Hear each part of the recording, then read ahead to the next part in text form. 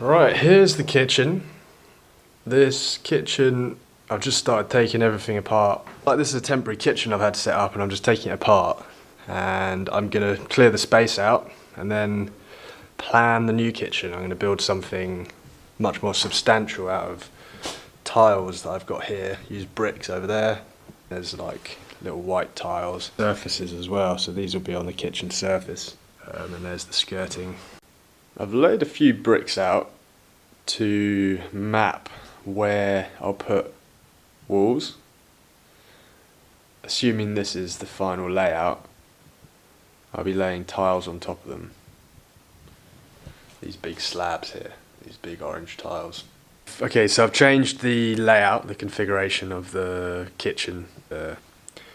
I did have a stove in this corner with like a, what do you call it, tapered or angled corner, but that means you have to reach quite far to get in the corner, and it also complicates all of the brickwork and the tiling on the surface. Complicates everything having an angle there and putting the stove in a corner. So I've just made a right angle instead, and should be dishwasher here, the sink basin here with a little cupboard for storing cleaning products and maybe a bin or two, and then in here I'll get some little wheels to put these gas canisters on, and I can push them into the back, into the corner, and then I can also have waste paper there or something, and then here will be the oven and the stove on top, and these two sections will be cupboards. So I've had a go at laying out some of the tiles in roughly the sort of position they'll go. The tiles, bricks and everything, you know. So this is what one of the kitchen counters might look like.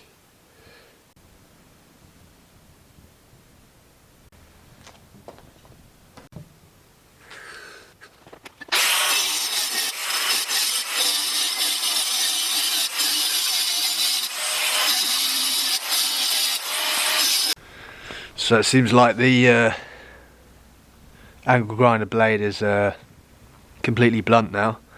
Just been grinding down here, and I got a new one, so I'll put a new spare on and continue. Yep.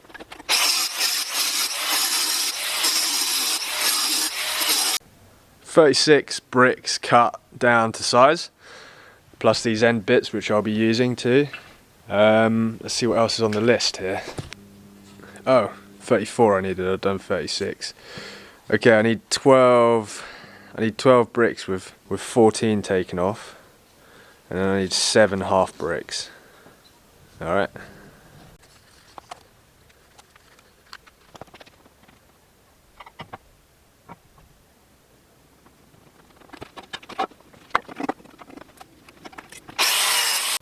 Okie dokie, so there's a bunch of stuff cut here. So this is now a bunch of cut tiles that should be final in theory. So here you can see there's like a little space under here, and that's where your feet can kind of go when you're standing, so that you don't bump your feet against the surface constantly. It's got like a little recess there. The same thing will be here, little recess along there. I've taken everything apart again, and I've laid out just the base layer, and this is what it'll look like. And I've taken away the sink here. Right, I got the first step done, which is these edge bricks have been glued down to the floor with some mega sticky shite that's meant for like holding fat bolts into the wall. So I'm hoping that'll stick like crazy and won't go anywhere. And I've done that on all the edge ones, this one, this one, this one, this one, and this one. So if you kick them, they're unlikely to come off now. Okay, I've gone round and plastered in first set of bricks. Okay, this is the first layers all mortared in with plaster. And I'm going to let this plaster set now, and then I'll lay down the first tiles that go across. Slap down a couple of tiles on this, trying to get them as level as I can. I've got a couple more here, just one more to fill in here.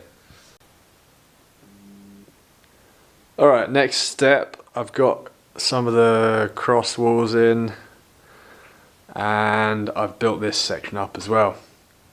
This back bit is one brick from being complete now. Ooh.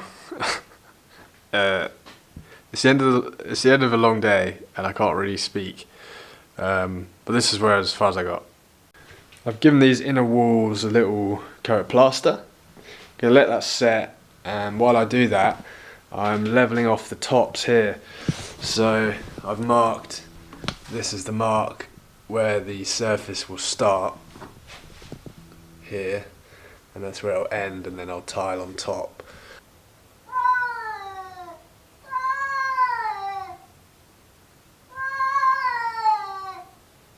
Okay, so I've drilled a few holes in the walls, this being one of them, this being another, and that's where I'm going to mount this bracket, which is going to support the sink, just give the sink a bit of extra support.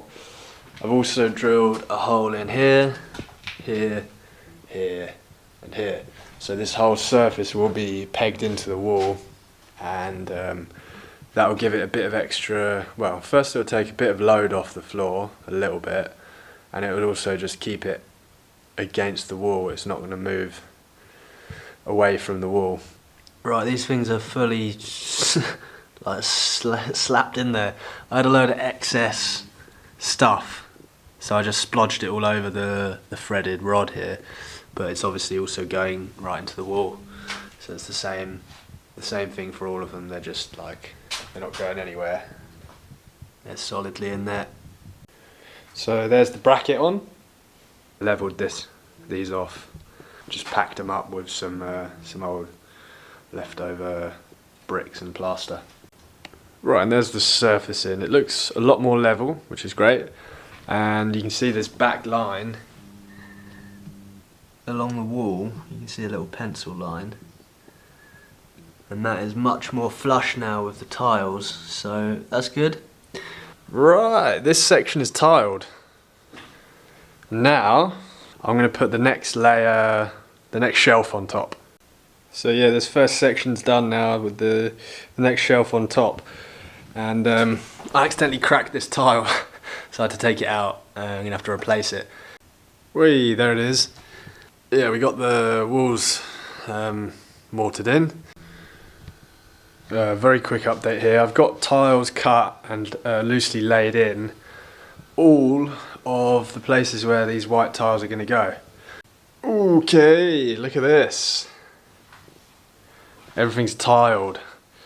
So these little white tiles have been put down in all of the sections. Okay, I thought about it a little bit, and the next step is definitely to build this wall. But as I build the wall, I'm going to plaster inside, because it's going to be very hard to plaster this later once the wall's built. So yeah, that'll be the next step, and then the entire structure is done, and all I have to do is put on the surface. So put on the top tiles, and then this is what's going to go on there.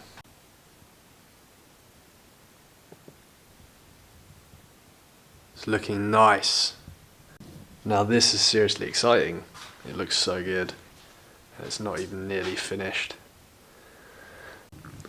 Right, so I've got this surface in.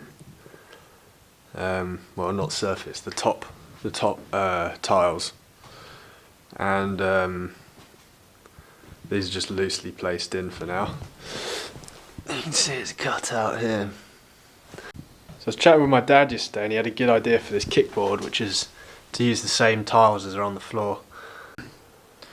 So here's the surfaces laid in. I've cut them, fit them properly, and laid them in place, but they're not cemented down, glued down yet. So it looks pretty cool. The way I've done it is just basically grinding them very carefully, and then using like a polishing pad or a sanding pad to sand them back a little bit afterwards.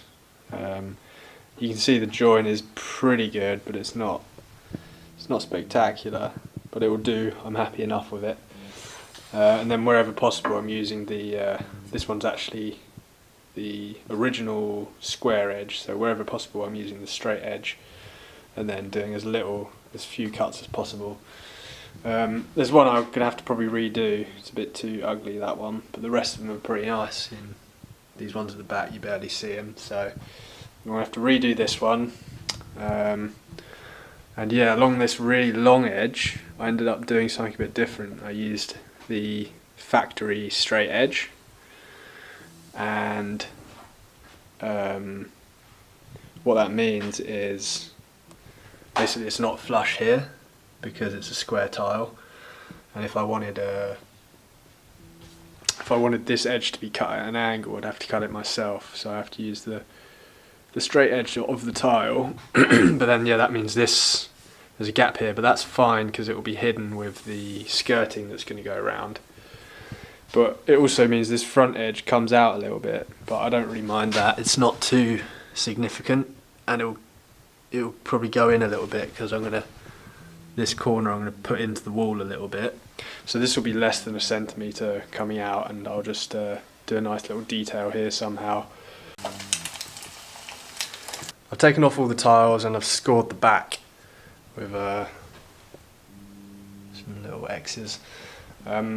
Everything's ready to lay these tiles, so I'm going to just slap them all in.